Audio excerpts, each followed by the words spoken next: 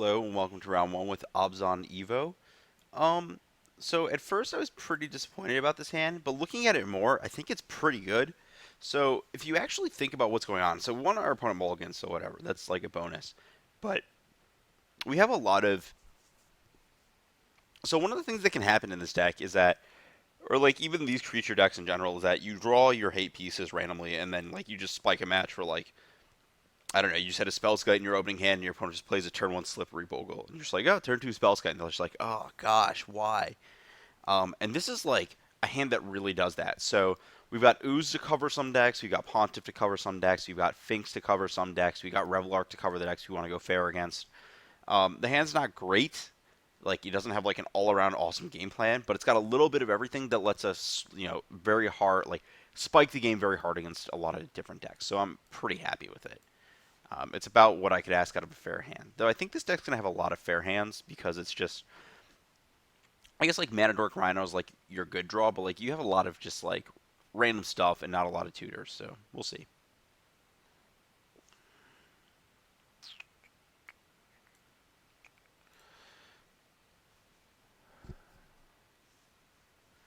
They scry to top or bottom, so they're Adnals or Gorios. That's a problem. Gorios is probably better for us. This hand is never beating Adnals. They scry to top, they're drawing it with visions, which is not the best thing in the world for us. So, what is our land sequencing? Probably playing the Thicket on 3. We'll see. Kind of want a Catacombs for a green-black to kick off. Guess I can just get a basic Swamp later if I need it. So I guess Temple Garden's the right play because I'm always going to have to make the pain decision with that.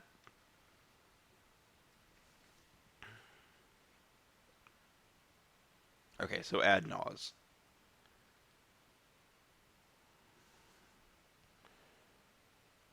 Yeah, we're just going to lose this game. There's really... This hand does nothing against Adnaz. Um, yeah. The main deck of this does nothing against Adnaz, actually. I kind of would not mind an access to a main deck Sink Collector if I'm going down this road with this deck. Just like anything that does anything. We have Rex Sage, I guess? Where did I, like maybe our opponent put both on bottom with Serum Visions. They put both on top. Yeah, we're not winning this game. Not in a million years.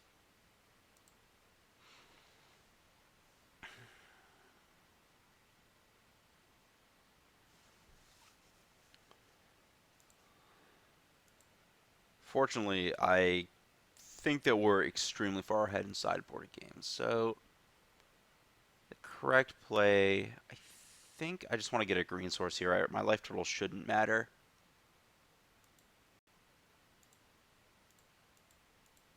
Get in some damage here, and then I'm just gonna play the ooze. Um,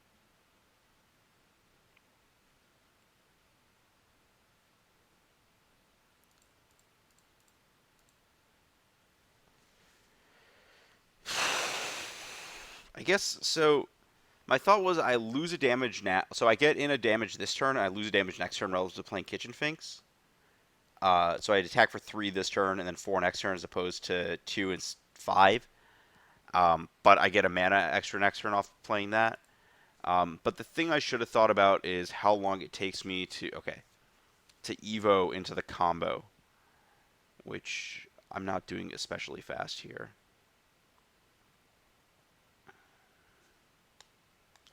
So this attacks for 4, puts my opponent to 13. Let's think about this. I'm trying to think if there's some way I can Pontiff my opponent out in 1. I don't think there is.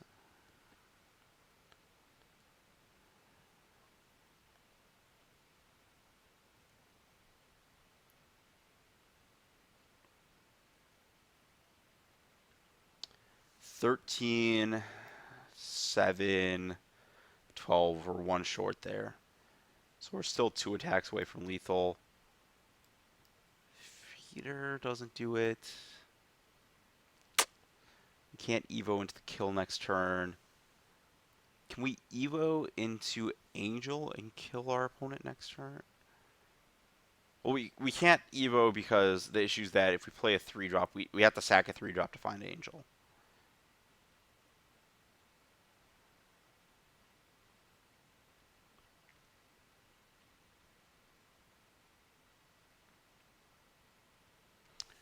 We could play to draw Strangleroot, guys. Does that do anything? 1, 2, 3, 4, 5, 6, 7, 8, 9, 10, 11, 12, 13. Yeah, okay. So if we play Kitchen Fink's Noble Hierarch and then draw Strangleroot, guys, we have exact lethal.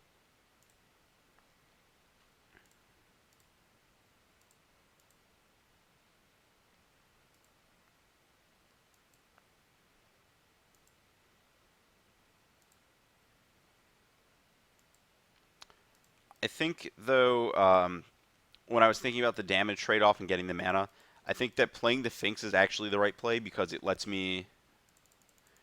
so if I had played the Finks last turn, I could then have played Spike Feeder this turn, and then after doing that, I get to... So I'd play Feeder this turn, and then I could untap and Chord for Angel, or not Chord, Evo for Angel next turn, and like actually just win the game on the spot. So I think that I caught my odds for a win in like 2 turns by playing the Noble Hierarch. I guess I could also draw Rhino for lethal. No, I can't.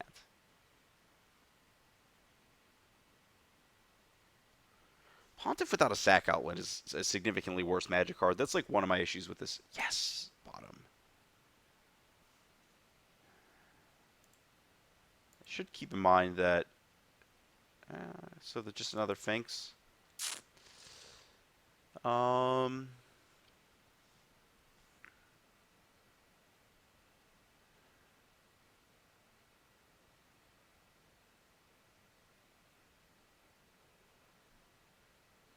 I want to think this through. I can put my opponent to 1 if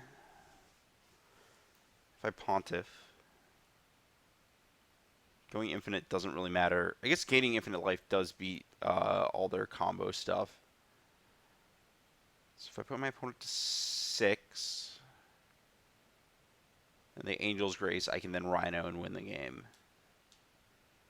If they unlife, that's a significantly worse play if I draw Rhino.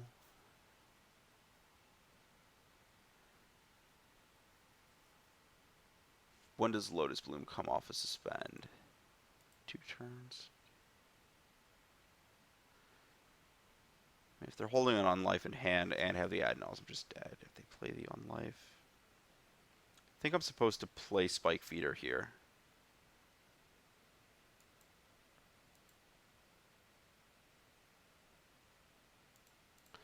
Because the way Rhino works versus Angel's Grace, I still kill my opponent.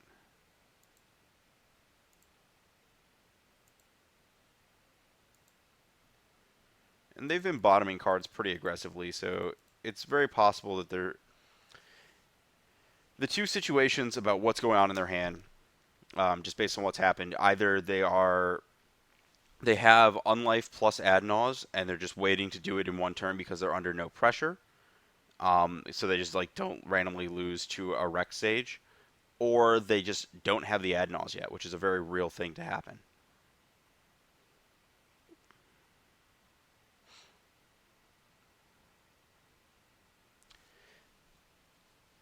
I guess even if I Pontiffed, if I drew Siege Rhino, I wasn't able to kill in 1 anyways. So the idea would be that you put your opponent... I put my opponent to 1 on that attack with a Pontiff. Oh boy, that's the blockiest Spirit Guide ever. So I put my opponent to 1 with the Pontiff. Then they'd play an Unlife, and then I'd Siege Rhino, put them under 0, and then be able to attack and immediately get Infect damage on them. But I wouldn't be able to deal 10 damage on that turn.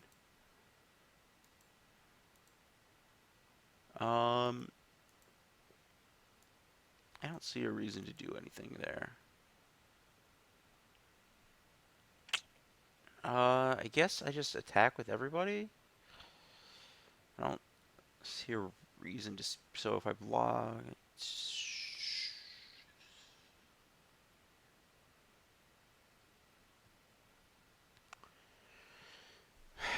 so let's think about this. If my opponent has like a random answer, I mean they're dead on board. They randomly answer something, so Pontiff would be good there. And I think, regardless, I'm just gonna have. Yeah, I think I'm supposed to just Pontiff. Um, yeah, I like this. I'm gonna cast Pontiff, pump my creatures, and then I just attack with everything.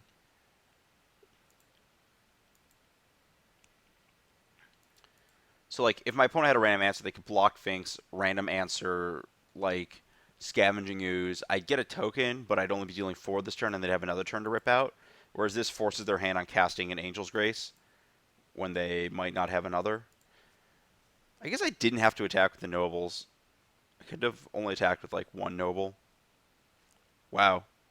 I swear, literally, just like I said, from turn 3, I thought I was just not going to win that game. But my opponent's deck sometimes just fumbles. Spellskite's good to protect our hate cards. Eidolon or Rhetoric's good because it shuts off. They can't cast Angel's Grace and Ad Nauseam in the same turn if you have Eidolon. And Gaddock T shuts off Ad Naus. Sin Collector's great, obviously. Abrupt Decay targets their mana, and their unlives, which I'm pretty happy with. On offense is just a big doofus. It might come in or might not. These cards don't do anything. Lingering Souls is especially bad. Get those out of my deck. Get Pontiff out of my deck. I'm boarding in a lot of cards. I don't board out of Kitchen Finks. It's just kind of a random doofus. I do like Erect Sage. Those are staying in. I'm just moving them to the side. Oh, yeah. Path to Exile can get right on out of my deck. Moving them to the side so I can just see the creature curve here. Oh, I do kind of like Finks in the deck. Revelark, I think I'm just going to beat my opponent to death with random dorks. I don't think I need to care about rebuying a combo piece or anything silly like that, or a hate card. I've got a lot of different hate cards. So I've got combo piece, beaters, beaters. I think that Anafenza is better than at least one of the creatures I have on that slot.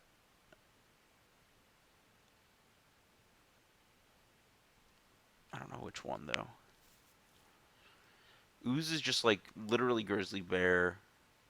I've got enough 2-drops. Let's do that. The other option is just like upgrading a Kitchen Finks, but I'm not too concerned about curve. I just want like the most effective clocks. And Grizzly Bear is not a good clock, especially when we're already in a deck that's jumping 1 to 3.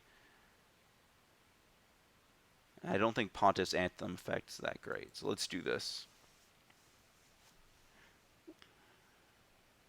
Yeah, we got really lucky that game. This hand is not good.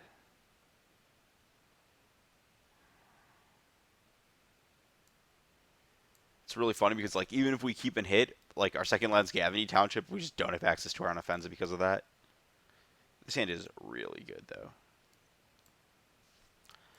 I'm not really huge on another generic land here, so I will say that I'm going to slow roll this Thoughtseize for the turn before this Lotus Bloom resolves.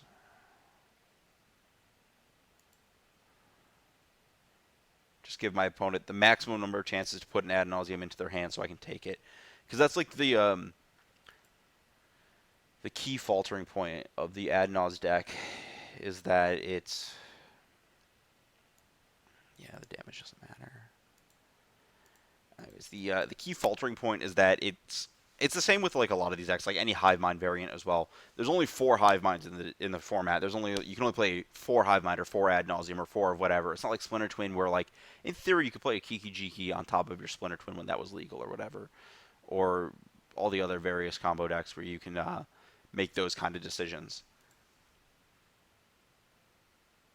That's a pretty solid draw. Basically, like, my point is that there's only four of those. So, like, if you actually Thoughtseize one out of your opponent's hand, you are in a very good spot. Because it's so hard for them to find another copy. So we'll cast our Stone Rain.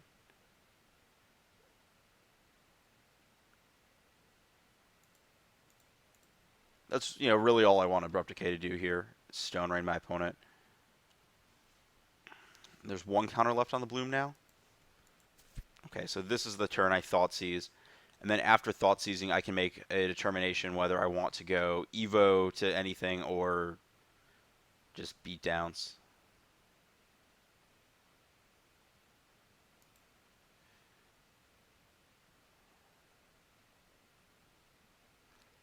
Wowee. Hello and good luck, opponent.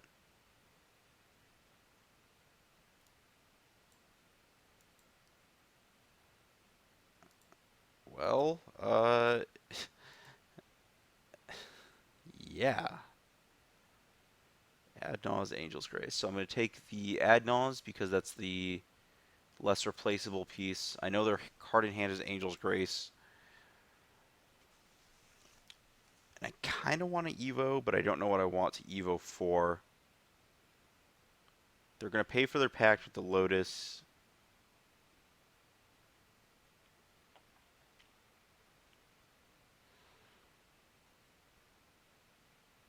Probably just, I know they don't have an out. I probably just want to get Gadok Teague. Just add another hoop to the things my opponent has to do to win the game.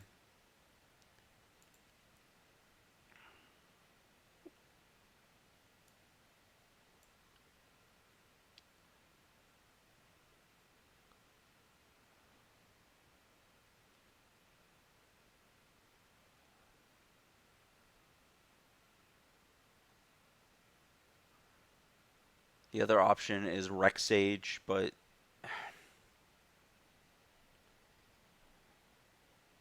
not huge on that. I think I just want to get Teague.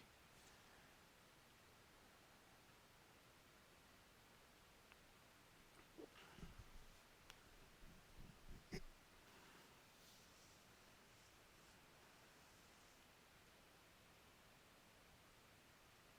my opponent's just going to Angel's Grace here. That's fine. That way they get to keep their mana.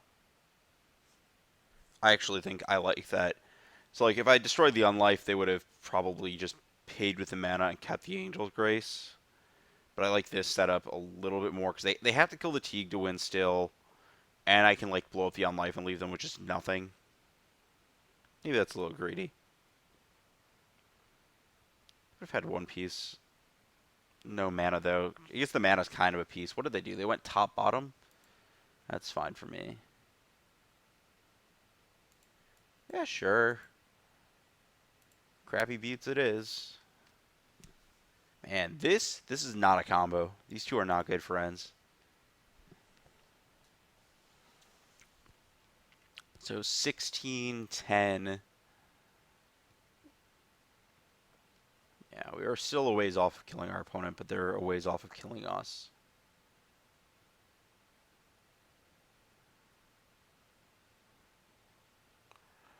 I'm going to presume that they have like one good card and one like kind of bad card. Oh, wow. Yeah, they're running out of gemstone mine counters. That's really good for us. Actually, at this point, honestly, I'd rather Rex Sage their Lotus Bloom than anything else.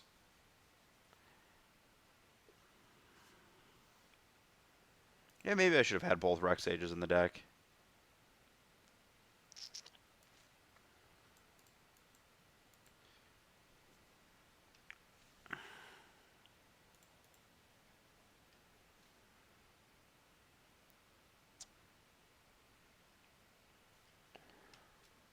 So they're dead in... If I draw a land next turn, they're dead in 3. It's a little slower than I'd like. I guess they still have to kill Teague, so I'm not too concerned.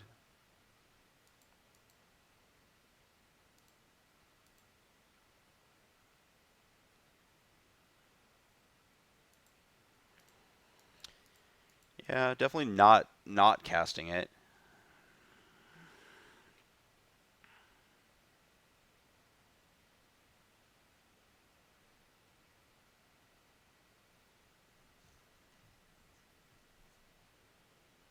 Sure. Name your card.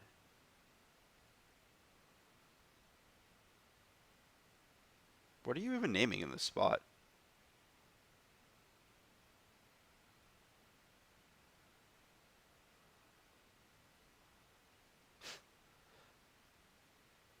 Uh,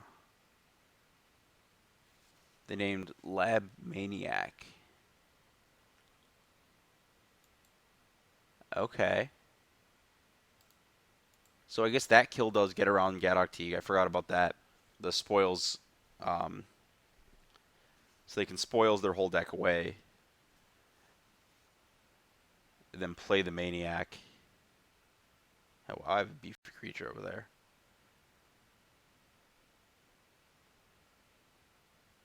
Though I think they don't have time anymore.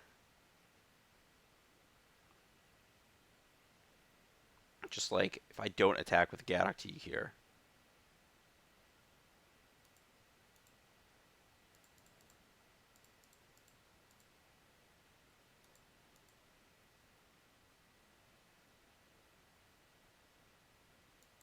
Yeah, they're set negative life. So they can chump the token and go to 8 infect damage. I'm just going to draw Razor Birch Thicket here. I know it.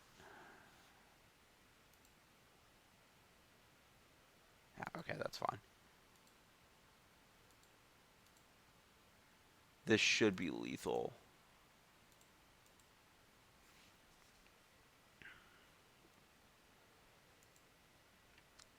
Yep. And that's how you beat up Adnaz. You just board into a million discard spells and destroy all their permanents and destroy all their cards in hand, and then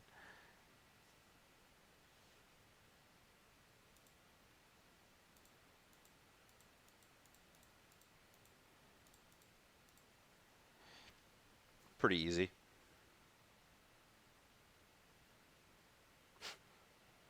16 and that's pretty high up there. That's we dealt the full 40 to them that game. Not bad.